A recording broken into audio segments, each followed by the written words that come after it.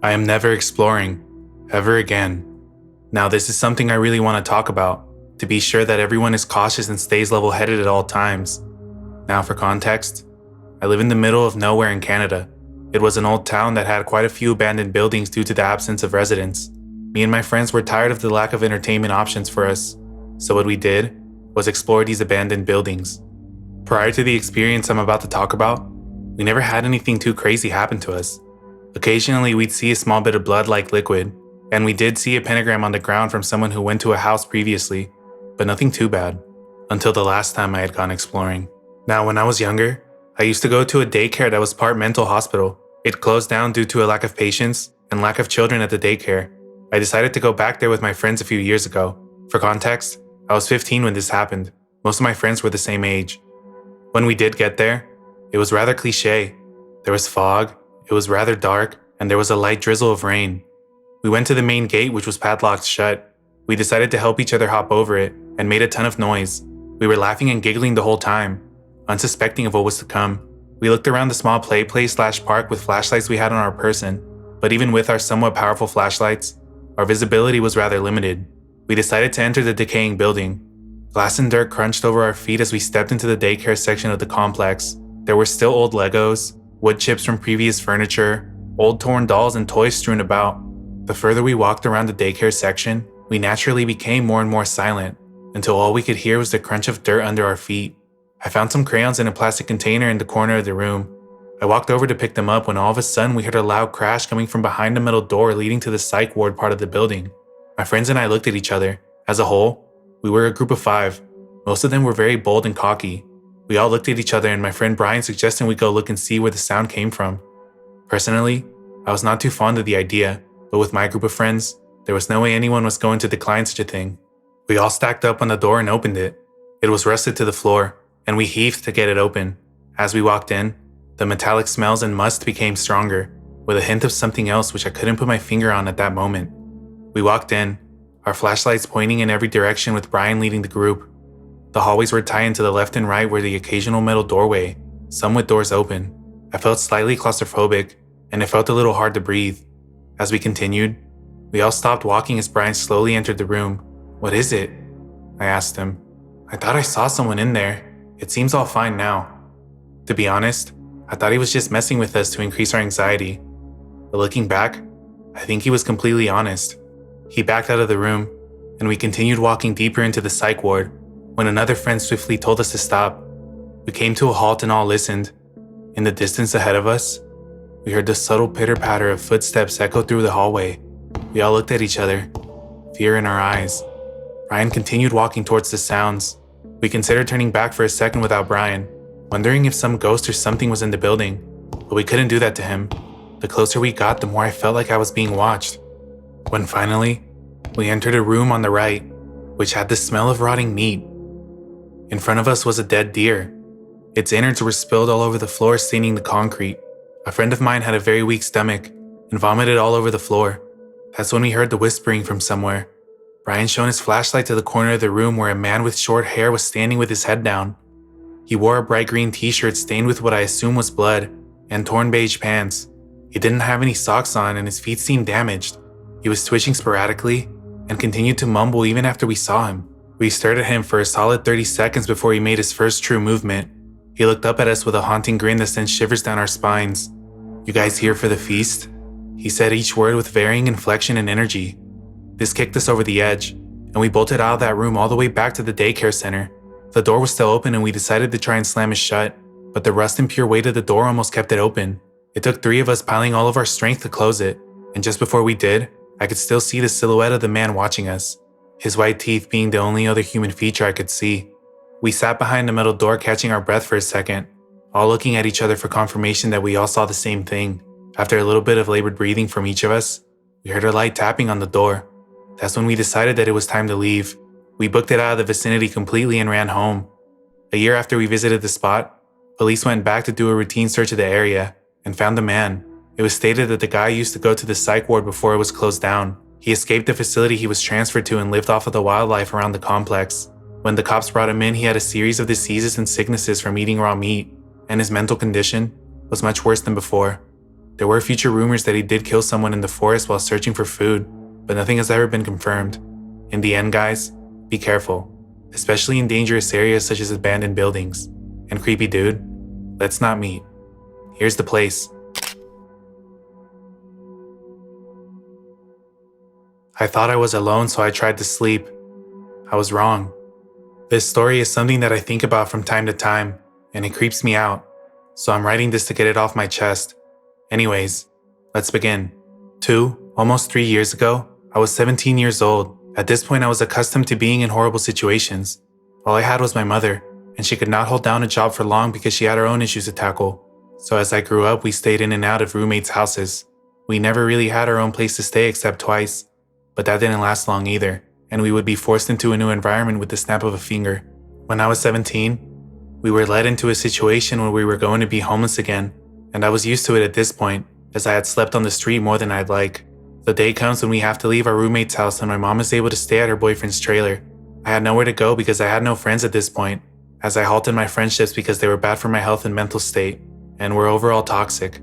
My mom offered me to go with her, but I didn't want to, as I felt that getting in between my mom and her boyfriend was kinda weird. Plus, I'm used to the street, and I didn't think it was as bad as it was at the time. So here we are. I get dropped off at a McDonald's and I eat some burgers before I go off into the streets once more. Eventually the sun fled, and darkness was all that remained, so I looked for a place to sleep for the night. I went into many places that night trying to sleep, but none of them were working, because it was either too hot, the lights were too bright, or the mosquitoes were biting me. That's when I remembered a house I used to go into to chill in.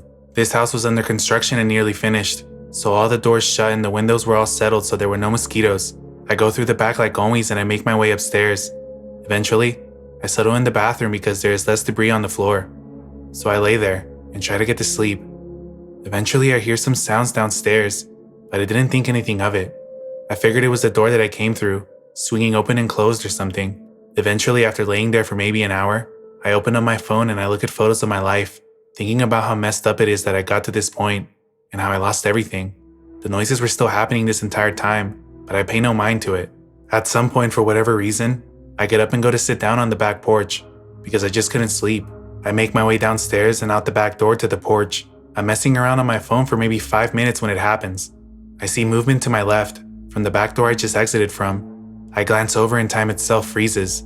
At first, I think that it's an illusion, but I was in fact wrong. I see a man shrouded in darkness peering past the wall inside to gaze at me. The lower half of his figure was behind the wall entirely, and I could not see anything but his upper body. The rest of his body was leaning to the left, peeking behind this wall, almost like the man was trying not to let me see his full body, as if it would make his presence known. The man was a pure black silhouette, and I could not make out any features. After noticing him, I just sat there and stared at him for what seemed like forever, but was probably a minute or two. I expected him to come outside and talk to me, because I normally talk to a lot of homeless people, and I had thought this man was just homeless. He didn't come outside though. He had not moved at all, actually. He was as still as a statue, quiet as a mouse, and maybe if I had not noticed him, he would have stared at me the entire time. Eventually, after staring at him, I got up, got to my bicycle, and made my way out of the property. As I'm walking out the backyard, I peer into the window that is next to the door I saw the man in. The moonlight revealed the man was still there. Only now, he was watching me walk out of the property. I could tell because the moonlight had revealed the top of the man's head, and I saw his left eye gazing at me. He was a white male who was very tall, and had a jacket of some kind on. I could not make out many details because he was still cloaked in darkness. After seeing this, I just moved a little faster out of there. I got to the front of the house on the street, and I looked inside to see if I could see him again. I could not. I got on my bicycle and waved goodbye to the house, because I figured the man was still watching me. Then I drove away. For the rest of the night, I could not sleep. I tried 2 different spots, but both were no luck. This is where the story ends. I know I didn't have a crazy chase, fight to the death, or anything, but this was real life, and it's not the same as the movies or books. I don't know what the man was doing in there. I assume he was trying to sleep like I was, but the way he was staring at me was very unnerving. It makes me wonder how long the man was in the house for, and what would have happened if I actually fell asleep in the house. Would he have stared at me while I was asleep, completely blinded to his presence, or did he have other intentions? I'll never know, but now I don't go into houses like that anymore at all after this experience. So to the man shrouded in darkness, let's not meet again.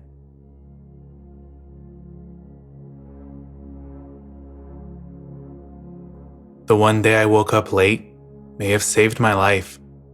I've told this story in other places, on other accounts before, but it bears repeating. One day when I was an elementary schooler, I was awoken by my mom in a rush.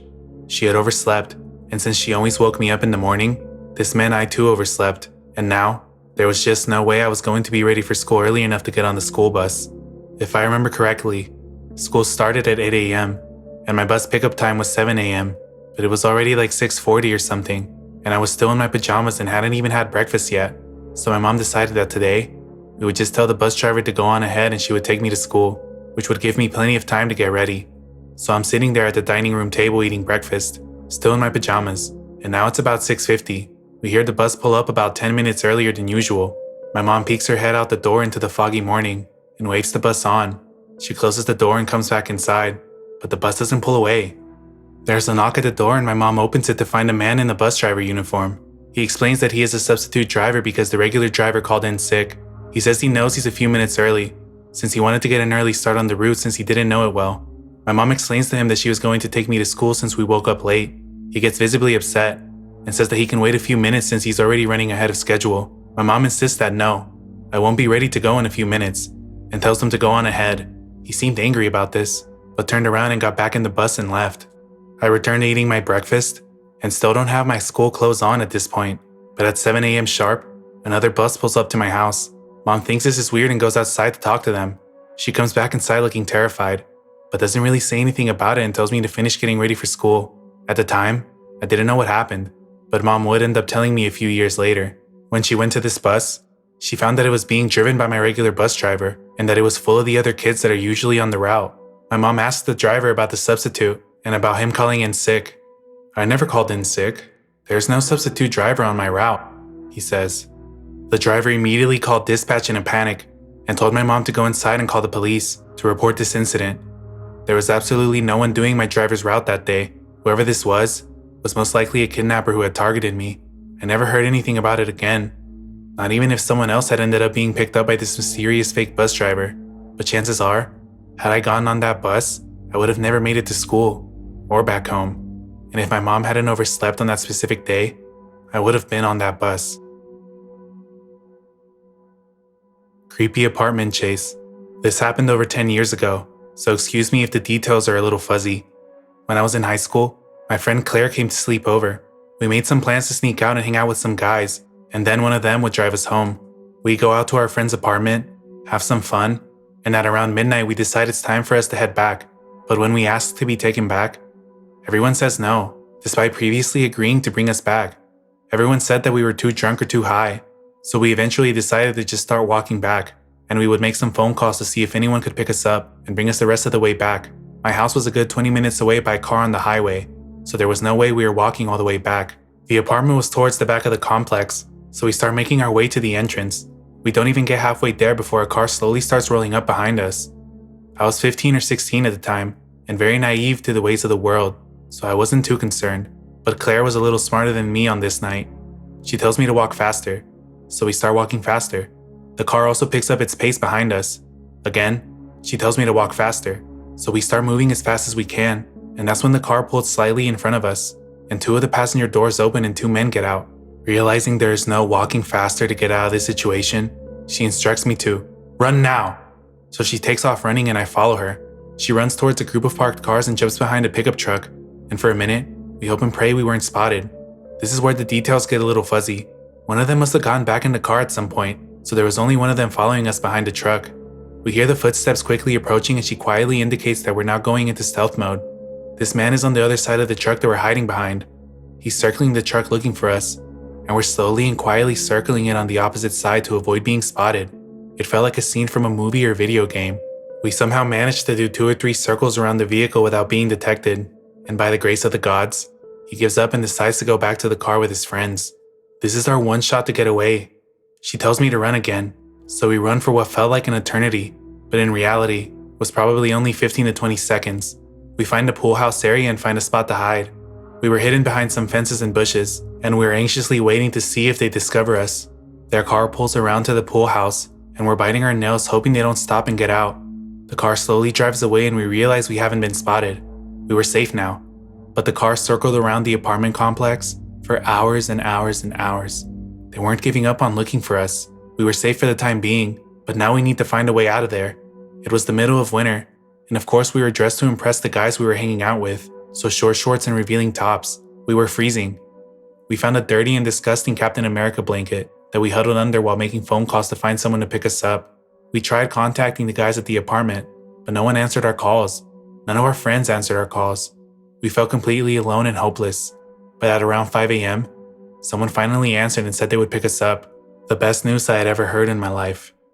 Our friend gets to the apartment complex, but can't find the pool house. The group of men are still constantly circling around, so there's no way we're coming out of hiding. We managed to figure out where our friend is at with a little detective work, figuring out what building they're facing, what's in front of them, are there dumpsters nearby, etc. We figure out where they're at, so we make a run for it. We spot the car and hop in as fast as we can. Go, go, go! I tell them and our friend speeds off towards the entrance. We passed a group of men on the way out and that was the last we saw of them. We made it back at around 6 a.m., just in time to sneak back in without my parents ever knowing we even left. If Claire hadn't been there with me that night, I definitely would have been abducted and possibly killed. I'm so thankful for Claire and our friend that picked us up, but a big fuck you to the adult men we went to hang out with as teenagers, and especially fuck you to the guys who intended to harm us. On a happier note, I am now very diligent and aware of my surroundings, and we washed the dirty Captain America's blanket and shared custody of it for years after this encounter. So to the men who terrorized me and my friend in a shitty apartment complex, let's not meet again. The time I was stabbed. This story was when I was younger and braver, and kinda did stupid stuff without thinking. It's a wild ride, and it's all true. I used to work at a pizza shop down the street from 2 until they closed. Usually I didn't get off until 11 or so at night. I had a car, but was close enough to walk, so I did that most days to save gas. This particular night, I was doing my usual thing, jamming to one of my playlists, tired, but happy to have a good job and just generally happy with the way my life was going. Up ahead about a block from my place, I see an attractive guy in dark clothing walking by, but not with a purpose really. He was taller than me, maybe 5'10" to 6 feet, and had shaggy brown hair. The closer I got to him, the more I could tell he was really good looking. Like even in the dark of night, I was starting to get excited. His features kind of escape me now, but I do remember his hair and his thick eyebrows. I took an earbud out, and, because I'm from a dangerous city, and never really cared about stranger danger, I decided to talk to him, maybe even flirt a little bit. How was your late night going? It's good, just looking to get drunk. Oh, that I can help you with. I've got a mini bar at my place. I live just down the street. That was, not verbatim, how the conversation went. During the walk back to my place, I got no red flags from this guy. He seemed totally normal and I was honestly thinking, wow, just through sheer luck I met this super hunky guy, and he seems cool and fun. I was beside myself really. So we get to my apartment on the 2nd floor. I jump into host mode and offer him to have a seat and make himself comfortable. My apartment is about 640 square feet, so it's very small. Except for the bathroom, you can see the rest of the apartment from any area. I head into the kitchen and while I'm pouring drinks, I glance back over at him. It was then that I noticed the first red flag. As I was asking him questions, he is more delayed with his answers, especially more so than he was just on our walk there. It was just odd to me. I go back over to the couch, pass him his drink and sit down next to him. So what do you do for work? I asked. Oh, I'm not here for sex. He puts his drink down on the table. What do you mean? I'm not after sex either. He stands up. What you got? He asks me. His nice guy vernacular and friendly face are now gone. I'm having a hard time processing what he means by this. I said, what you got? The second I stand up, he pushes me back. I fly across the room, hitting the floor, but not hard enough to pass out or anything. I get right back up, but he's already grabbed my laptop and my work bag. As I start towards him, he cuts around me and makes his way towards the front door. I'm right behind him when he makes it outside. I manage to grab a hold of him and we tussle again in the front door. Now I shout out, calling for help from the neighbors. It's late at night so no one comes. I'm shouting, please help, I'm being robbed. The thing is, he has my laptop. It's not just any laptop. I hate to admit it, but my entire life was on that laptop at the time. Important photos that I did not have backed up, thousands of dollars of music programs, video game programming stuff from a development team I helped, really expensive software, etc. It was, in my mind, irreplaceable. I give chase down the stairs, across the dog walk park, and as I start to gain on him, we tussle again, and the only thing I can focus on is my laptop. I knew that I had to at any cost get my laptop back. That was absolutely all I cared about. Somehow I get a grip on the laptop. I tug at it again, and I guess he decides I'm not worth all this struggle. He gets up and starts to take off again. I now realize he still has my work bag. It has my cell phone and wallet in it. I take off towards him, and this time, he shouts back at me, "Follow me and I'll stab you again." This makes me stop in my tracks and he gets away. Underneath the street lamp along the sidewalk, I immediately inspect myself. Was I stabbed? No way. There's no way. Then I see blood running down my leg, and I see blood on my arm. 2 places where he cut me good. I'm scared, but the blood makes it look a lot worse than it is. I decided that's enough. I got my laptop and that's all I really wanted anyways. I hobble back home, get inside and lock my door. I called the cops using my neighbor friend's phone the next day and filed a police report explaining the situation, showing the stab wounds and declining medical services. So all that guy got was a crappy cell phone and a wallet with like $30 to $40 in it. The cop called my friend several days later and said that they were not able to find the guy and that he would keep me posted. This was years ago, so I don't know where the robber is now, but I do have every electronic thing of importance backed up on multiple drives to this day. His girls. This is a story about my sister and I growing up. My parents moved into our house about 6 months before I was born. When I was 4, my sister came along. It was an idyllic childhood for 2 young girls, and most of our days were spent in a large oak tree on our front lawn. Then there was Sammy. Sammy was about 7 when I was born, lived next door, and with special needs. This isn't going to sound nice, but we were a little frightened of him. He was a big kid, and very loud and strong. My parents explained why he was like that, and he was never malicious, but we just didn't understand. One thing that freaked us out was that he would often watch us as we were in the front yard. In hindsight, that was our saving grace. One summer when I was 8, making my sister 4 and Sammy 15, she and I were out in the front yard as usual. We were making tents for our American Girl dolls. Lost in our work, we didn't notice the man with stringy oily hair watching us from the sidewalk. "You little girls having fun?" he asked. We nodded silently, stranger danger embedded thick in our skulls at the time. "What's her name?" he prodded, pointing at my doll. "Molly." "Mister, we have to go inside now." I yanked my sister up by the arm. "See you later," he replied. We ran into the house, leaving our dolls outside. The man was all but forgotten after lunch when we went back out to play. Except, Molly's clothes were missing. I thought stupidly that maybe a squirrel had taken them, when we heard someone clearing their throat behind us. It was the man, and he had Molly's clothes. "I need those back, please," I said, to which he replied, "Come get them." It wasn't smart to go up to him, little sister in tow. It really wasn't, but I wanted my doll's clothes back. Of course, the second we got close, he grabbed both of us by the arm and started yanking, pulling us towards the creek that ran to the other side of the street. My little sister was screaming. I was in shock and must have felt like a bag of cement, and I clearly remember thinking, wow, Mommy's going to be so sad when she can't find us. A great lurch from behind threw the man off his feet, and he and my sister went down while I unsteadily held my ground, spinning to see who it was. It was Sammy, and he was fuming. He kicked the man, grazing my sister in the process. "Nobody touches my girls," he stuttered, kicking the man again. The guy took off running. Sammy scooped my willing sister up, took my hand, and walked the 2 of us back to our house, where my mother was frantically running onto the lawn, having seen the end of the encounter. The man was never found. Unfortunately, Sammy passed away last year of a heart defect that he had long suffered from, and there wasn't a dry eye in town. That's all for this video. If you would like to get to know me a bit more, then turn on post notifications so that you can tune in to the live streams. The best way to support this channel is to leave a like and subscribe, but if you want to go the extra mile like these people, you can become a channel member for only 99 cents a month. But regardless, I appreciate it if you made it this far. I'm Cole Coffin, and as always, thanks for watching.